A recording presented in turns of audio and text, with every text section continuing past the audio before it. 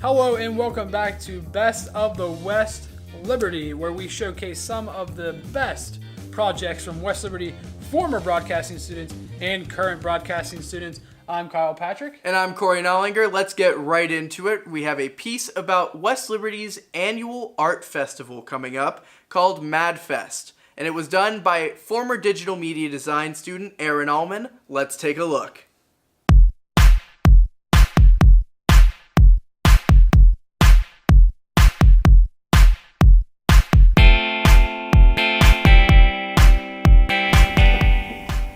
MadFest, an event where imagination, ingenuity, and talent from young minds comes to meld as one and a collaborative collage of creativity.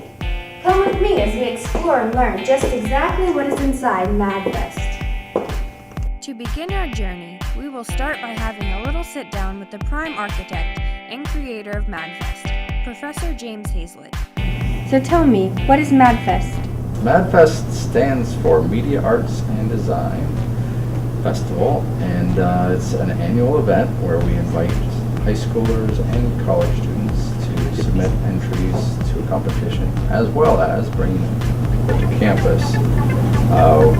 We've had artists ranging from photographers to videographers to world-renowned illustrators to campus for one day, in which we show the possibilities of what can be done in the career of media arts and design.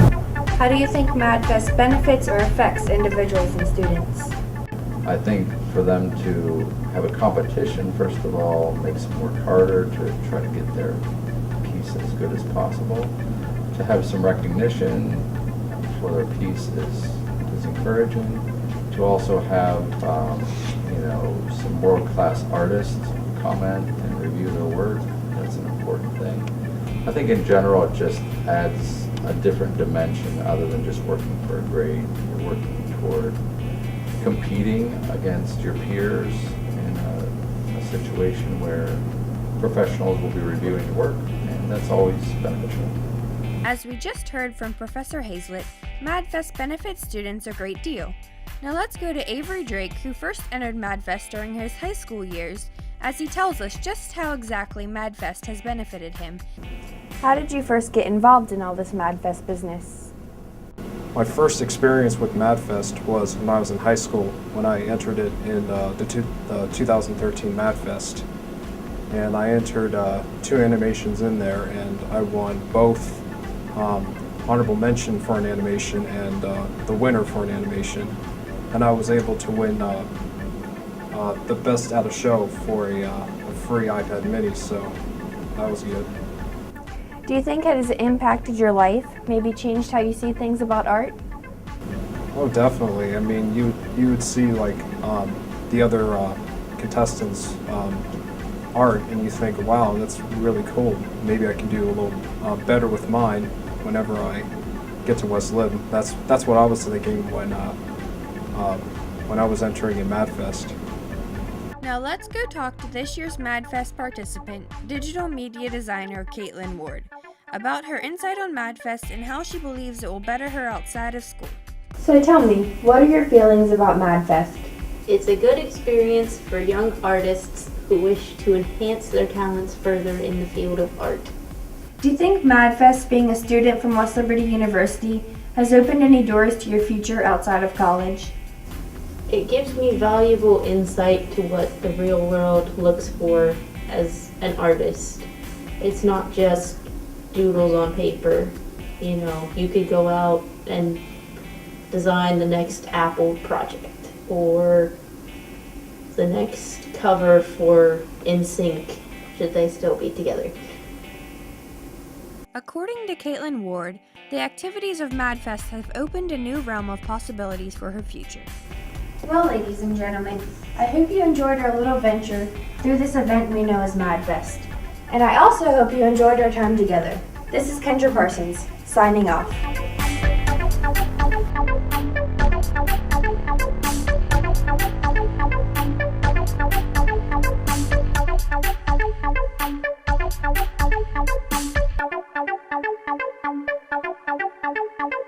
That was a very interesting piece and gave great insight on MadFest. Yeah, Corey, our next piece is from current West Liberty University student Autumn Hayes, as she shows us some of the struggles that smaller universities like West Liberty may face. And Corey, I believe that you might be in this one as well. I might be. Let's go ahead and take a look. Some may be worried faculty and staff aren't doing enough to attract new students at West Liberty University, but some have faith that the school is doing just fine.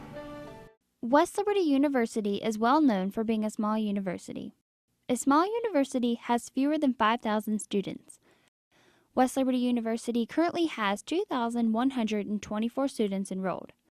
After 7 years of enrollment increase, West Liberty's enrollment has dropped quite noticeably. Vice President of Student Services Scott Cook explains reasons why enrollment may be down.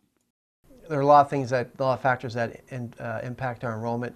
One being local high school enrollment. So a lot of our feeder schools in the Northern Panhandle have seen a drop in high school graduates. When that happens, that impacts our our enrollment. We feed off a lot of the local community colleges. Their enrollments are down. One local community college is down 40% in enrollment, so that impacts us. As I mentioned, we had 7 years of enrollment increase up until 2013. So we had large classes coming in. Those students are now graduating. So when you have larger classes graduating, smaller classes coming in, your enrollment will drop a little bit. With feeder schools having fewer students graduating high school, West Liberty's faculty and staff need to work as hard as they can to convince incoming students to choose West Liberty. The university relies strongly on the admissions and recruitment staff, including student ambassadors, to sell the school as best as they can.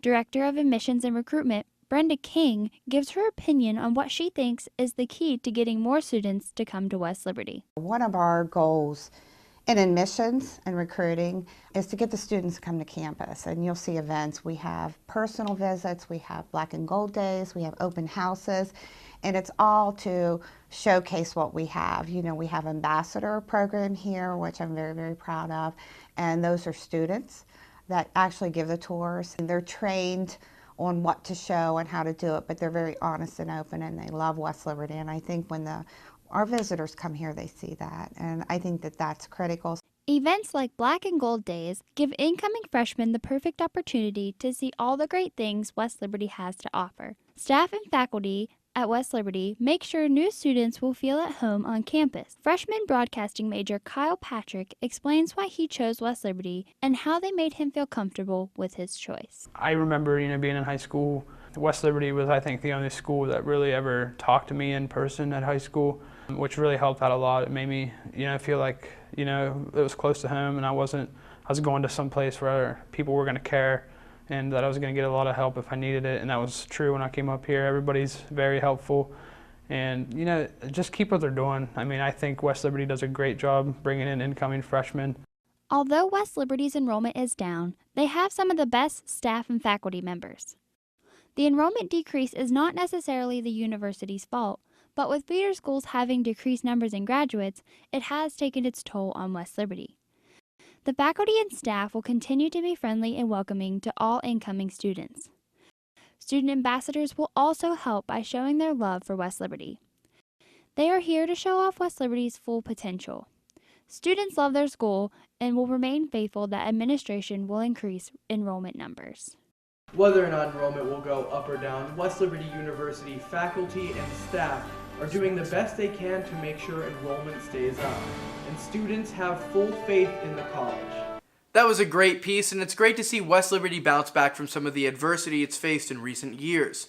Our next piece deals with the parking issue on campus and was done by senior broadcasting student Kevin Powell. Let's go ahead and take a look.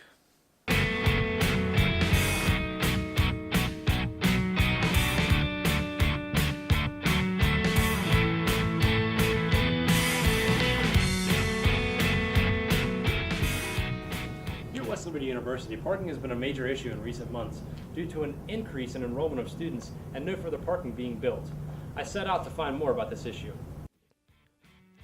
While exploring the campus of West Liberty University, I found that many students had a hard time trying to park in designated areas, leading to frustration with the university. I set out to talk to some of these students about the parking situations on campus. The first of which was Kendra Rhodes, a cheerleader at West Liberty University. I think there's way too many employee parking places close to where the classrooms. I think there are enough parking places, except they're so far away that you might as well just walk from your house that's not even on campus. There's not enough places for the students to park, and there's entirely too much room for faculty and handicapped. I think if there were places to build more parking spots close to where student classes are, that would be great. That would be for students. I think if they just switch some of the handicap and employee parking places to just regular students parking places, I think that would solve a lot of the problem too. Kendra mentioned that many students are frustrated with the parking due to the lack of student parking lots, and the majority of lots being employee and handicapped parking. A commuter student from Weirton, West Virginia, Todd Meadows, drives to campus almost every day and is fed up with the problems. Well, it kind of gets ridiculous at times. Students are always making up their own spots, which kind of, gets in the way of people's driving and stuff. And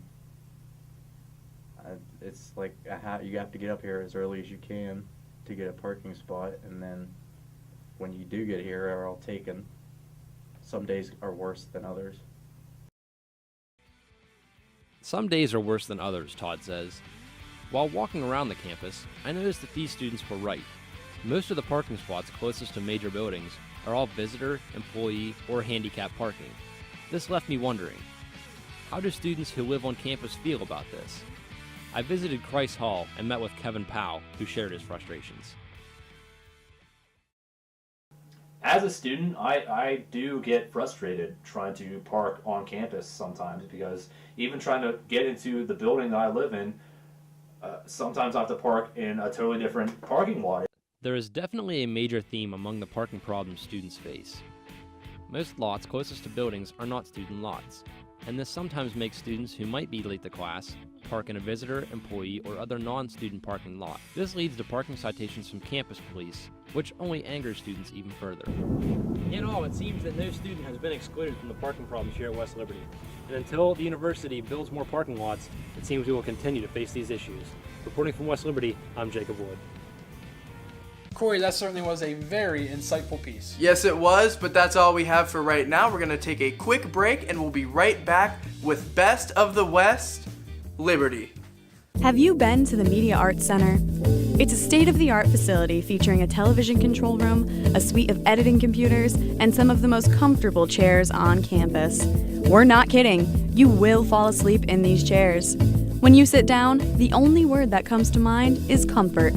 Featuring a beautiful view of the West Family Stadium and, oh, look, a chair! Located in the Fine Arts Hall, the Media Arts Center, we have comfortable chairs.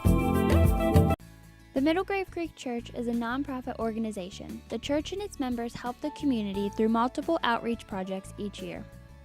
Operation Christmas Child is a winter event where the church works with the Salvation Army to fill stockings for children of the community. The church's Winter Coat Drive accepts donations of jackets to redistribute to the children of the community. The annual diaper drive benefits the Wellspring Pregnancy Center. Try donating diapers to the center. Hunters for the Hungry is a unique project in which local area hunters donate deer meat to a meat processing plant that donates the meat to feed the hungry people of the community. The church sponsors multiple canned food drives each year. They donate the cans to local families who need them. For more information on the church or their many projects, call 304-845-9876 or visit them on Facebook.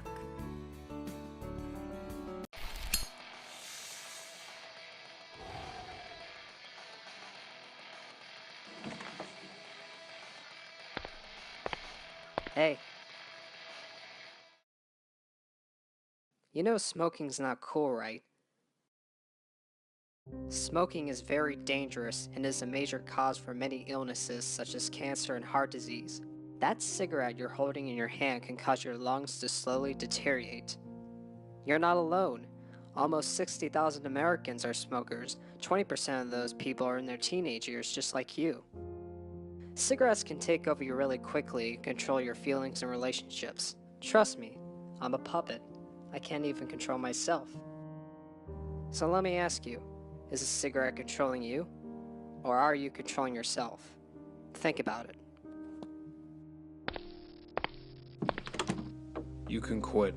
go to smokefree.gov. Almost 600,000 homeless on a single night in January 2014. Over 175,000 without shelter in 2014. Nearly 1,800 homeless in West Virginia in 2015. What can we do to keep the homeless off the streets and in sheltered areas? Since 1986, the Greater Wheeling Coalition for the Homeless has existed to help the homeless population of the local area and the state by providing them with access to shelter and other services. We help our clients every step of the way, from outreach programs to placement in temporary shelters to providing resources for employment. We are here to help get our clients into decent, affordable, and permanent housing. And our programs work. 86% of those who exited the program maintained housing for 6 months and 20% found employment. The coalition is located on 15th Street in Wheeling. The Greater Wheeling Coalition for the Homeless, offering hope, providing opportunity, building community. We are back with more of Best of the West Liberty. I'm Kyle Patrick. I'm Corey Knollinger. Our next piece is by Jessica Crichton, and it deals with local musicians finding their own sound in the music scene around here. Let's take a look.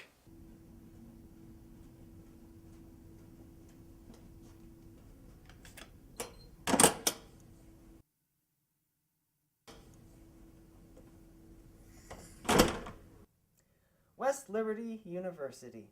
Nestled in the quiet hills between Pennsylvania and Ohio, it is a fertile soil for budding musicians.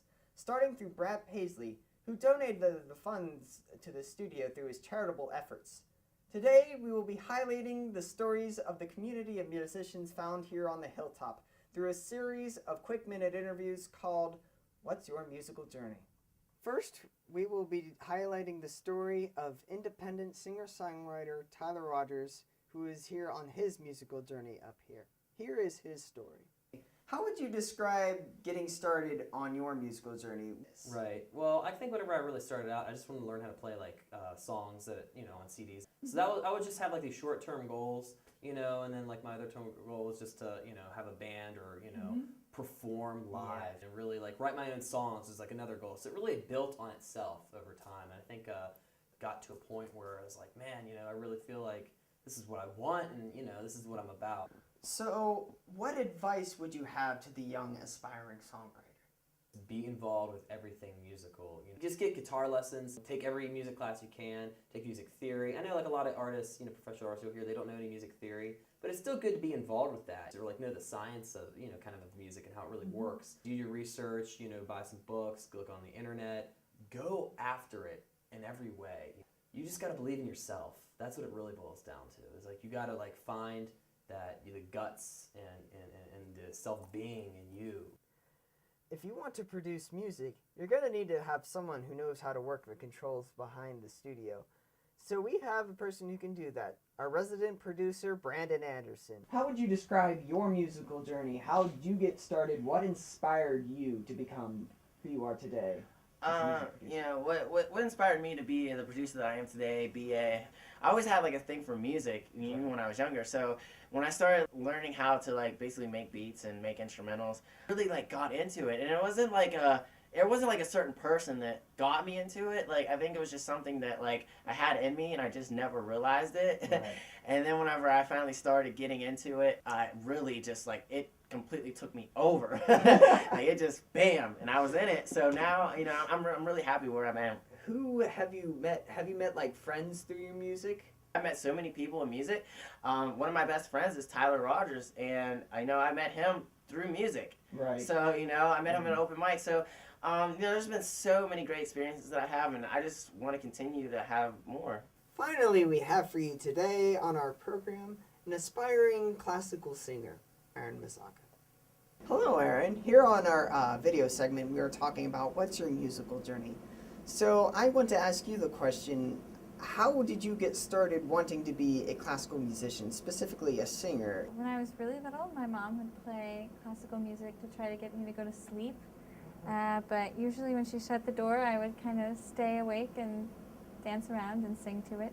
What would you maybe propose are like some of the ideas that can get people to be more into classical music? Especially in the classroom. If you relate the music to the students what is going on like in their lives, and kind of a lot of the themes in the music that are similar to themes of like their life or themes of other things that they're interested in. That would get more people interested in classical music. Well, that's it for today. As my hat would say, my name is Pat Gall, and I have just one more surprise for you today before I leave. It's time for Vegas Mode!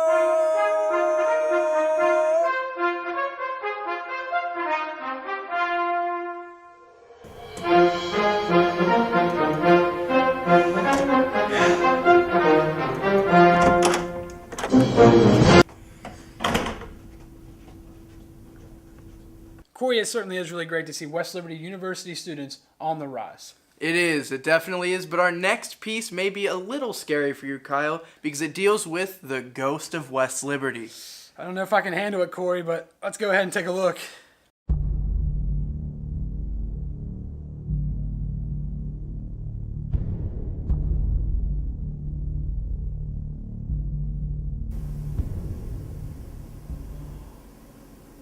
Oh, hello there.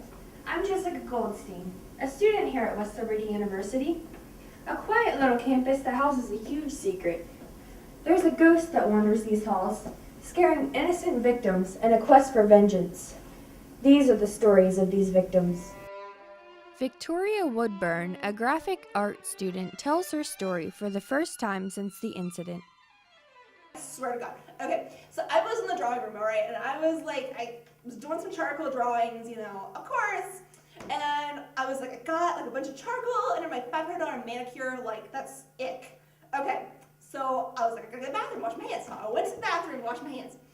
And I went and I turned the faucet on, and all of a sudden I kept hearing this music. I was like, go back, like, this should not be here, like, this is just weird. So I just kept washing my hands, it was all good, and the music stopped. Great.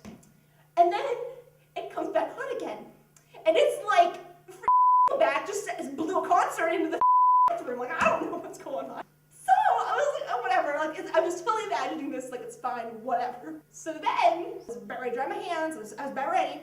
And then I heard the music again. Oh my God. It was like Chad Kroger singing sweet melodies to me. And I got really scared. So I ran the out. We wish Victoria all the best in the future. Joining us now is Dawn Pottery, a pottery student who has a weird night in the studio. I was in the pottery house one night because I'm a potter. My name's Dawn Pottery. I was in the pottery studio washing tools like I usually do after work, and all of a sudden, sponges started flying through the air. I must say, I was rather shaken, not stirred. So I left, and I came back. So anyhow, I sat down with 6 pounds of clay. So I was throwing these 6 pounds of clay. I started feeling a presence in the room. It was very cold. I started looking over my shoulder, and I saw nothing. I leaned out over into the hallway, and I saw nothing. So I went back to doing pottery, and then I felt the presence again. So I looked over. I saw nothing. I thought to myself, well, this is a strange scenario. Sponges flying through the air, now it's cold, and I'm feeling a presence. There must be the mailman at the door. But I don't like the mailman, so I didn't go check on the mail. So anyhow, I continued to do pottery, and I felt the presence one last time. I looked over, and there it was. I saw a ghost. And I was so frightened, you could say I was shaken, not dead. Thank you for sharing your tale, Dawn. And now tune in for an interview with the ghost itself. How long have you been haunting this campus of West Liberty? About 150 years, I think. Why do you haunt the students? I don't really haunt them, I just want them to believe in me again. You know, it gets kind of lonely. Is there anything you want to tell the students? Yes, run. Run while you still can. And that, ladies and gents, is why we do not play with Ouija boards. Thank you to the Spirit for joining us. So as you can see, the West Liberty ghost is very much fact than fiction. So next time you hear a mysterious noise, don't be alarmed. It's just the ghost having fun. I'll see you again.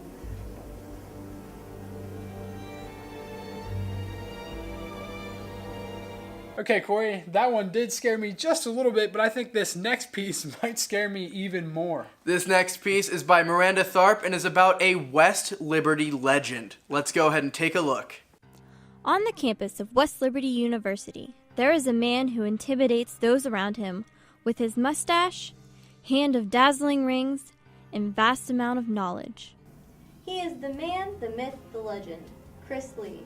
I have searched all over West Liberty's campus to find students who have had the honor to be taught by this man. First, I spoke with Nick Morris. He is a bright young man studying broadcasting as a sophomore here at West Liberty. Who do you think would win in a fight between Chris Lee and a bear? I'd actually like to think that's a trick question, because Chris Lee's spirit animal is a bear. So if they ever came in contact, they wouldn't really fight. So yeah, trick question. What do you think Chris Lee carries in the packet that's around his neck? Something like the water boy, like he always carried that purified water, and maybe that's what it is, but yeah, no one will probably ever know, except for Chris Lee. And for my last question, I want to know, is there anything that you've always wanted to ask Chris Lee but never have? I've always wanted to ask him how he gets his mustache so thick. That's really my one question. Nick had some very interesting ideas about Chris Lee. He was very interested to know about his mustache and how he gets it so thick. But he also compared him to the water boy and a bear. It's very striking to me how people view this man. My next interview was with Eric Rose, acclaimed genius and sophomore here at West Liberty who is studying communications and playing football. If Chris Lee could have any superpower, what do you think it would be? I honestly think that Chris Lee is Captain Planet because of all of his rings. He is all 4 characters in one, so he saves the world day by day. What do you think he carries in the black packet around his neck? I think it's sleeping powder, and he throws it on students that doesn't do his work right or whatever he doesn't do, you know what I mean? Just little pixie dust on their head. Knock them out. What do you think Chris Lee's favorite food is and why? I think Chris Lee eats unicorn horns, and he grinds them up and makes it into a paste and puts them on various types of breads, preferably rye, you know what I mean? And that also contributes to him being Captain Planet, helps him out a little bit, and maybe Jell-O. Eric's views of Chris Lee are that he is a very powerful man and that he respects him. But he also believes that he can control people with his inhuman capabilities, his superpowers. For my last interview, I turned to the one man who had the guts and courage to dress up like Chris Lee, the man, the myth, the legend, for Halloween. Who do you think would win in a fight between Chris Lee and a bear, and why? Well, I think once again it comes back to who has more hair. So I think it's pretty obvious Chris Lee would win, because I think the bear would make the obvious mistake of trying to come close hand combat against Chris Lee, and Chris Lee's a scoutmaster, so that means he always has matches and a knife and a rope to tie different knots with on him at all times. So he would fashion a way to make the knife ignite the spark of the match, light the rope while they're on fire, and he would hurry up and tie it in a knot around one of the bear's single fingers, and it would light the whole bear on fire, thus rendering Chris Lee the victor, obviously. What do you think Chris Lee's favorite food is, and why? I think Chris Lee likes scrambled eggs, but not like chicken eggs. I hear he eats ostrich eggs. It's good for your hair follicles, and it causes his mustache to grow more abundantly and quicker. He actually shaves it every morning, but it grows back by the time he gets up here. I found Austin's answers to be the most detailed. The way he thinks about Chris Lee is the same that Chris Lee thinks about Chris Lee.